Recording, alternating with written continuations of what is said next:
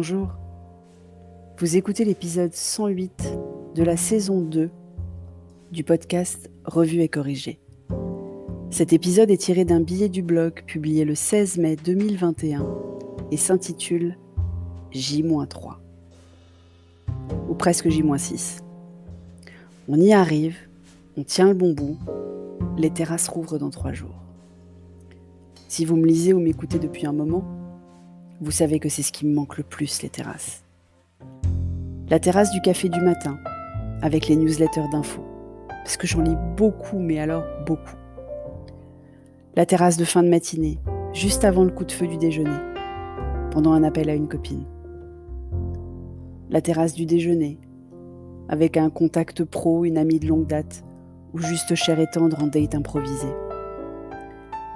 La terrasse du goûter, avec de la chantilly plein les fraises à regarder les gens passer avec petit dôme.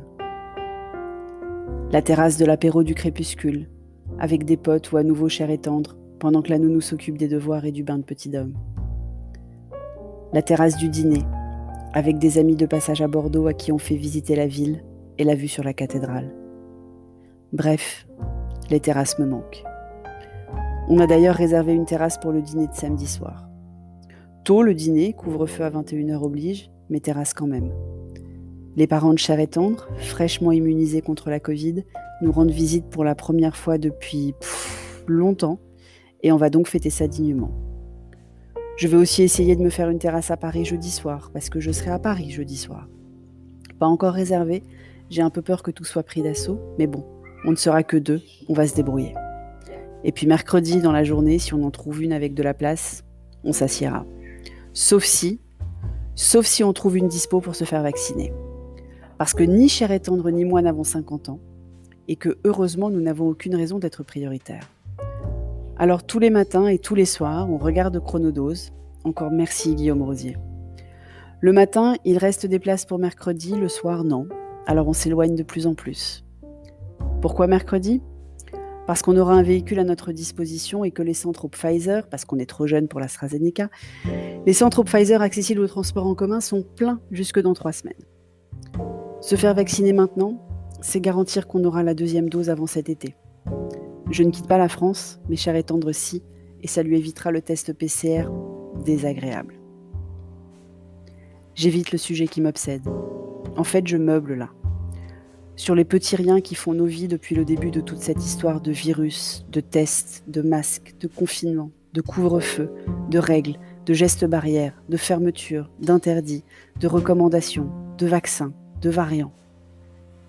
Mais en fait, le sujet que j'ai en tête depuis ce matin, c'est ce jeune homme de même pas 15 ans qui aurait poignardé cette jeune femme, Marjorie, 17 ans. Mineurs tous les 2. Comme Alisha, dont je vous parlais à l'épisode 85. Sauf que là, ce n'est pas un couple meurtrier, c'est juste un adolescent. Comment on en arrive là ? Comment un jeune adolescent n'a d'autre solution que de passer à la violence avec arme blanche ? Comment on explique cela à son propre enfant à des kilomètres de là ? Les mots me manquent toujours dans ces cas-là. Alors je pense aux terrasses. Ça fait rêver, les terrasses. Et si couteau il y a, ce sera pour partager une planche de fromage ou étaler du beurre sur du pain frais. Et on n'aura même pas à faire la vaisselle. Merci de m'avoir écouté. Si vous appréciez ce podcast, vous pouvez m'offrir un café sur Buy Me a Coffee. Le lien est dans les notes d'épisode. Si vous aimez ce podcast et que vous écoutez sur Apple, surtout laissez un commentaire avec vos 5 étoiles, c'est très important les commentaires. Et sur toutes les plateformes de balado-diffusion, abonnez-vous et partagez. À bientôt.